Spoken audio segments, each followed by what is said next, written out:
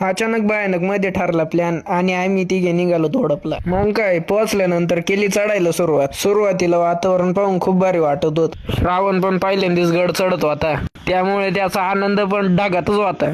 वातावरण बघितलं ना कसे, हेच बघण्यासाठी अचानक प्लॅन केला होता. बाकीचं जाऊ द्या, पण आमचा प्लॅन एकदम सक्सेसफुल ठरला.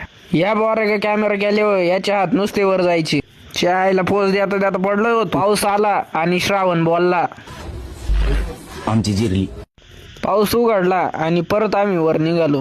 कसं बस आलो आम्ही या मस्त दरवाजापाशी. इथे पण याच्या हात वरच. मग आलो आम्ही वरती. थोडं पुढं गेल्यानंतर सुंदर असे देवीचे मंदिर भेटले. बाहेर पाऊस होता म्हणून इथेच बसलो. पुढे पण याची येडेचाळे चालूच होती. मी म्हंटल हे हवानी वरती येईल, पण त्याने पण पोरीसारखा धोका दिला. मग आम्ही परतीचा प्रवास सुरू केला. या बोऱ्याचे काय हात खाली व्हायना. आता निघालो गप्पा मारत खाली. गप्पा मारता मारता रस्ता पण विसरलो. मग काय सापडली नंतर वाट आणि आलो सुंदर नजारे बघत खाली. ब्लॉग लवकरच नवीन डोंगरावर राहील.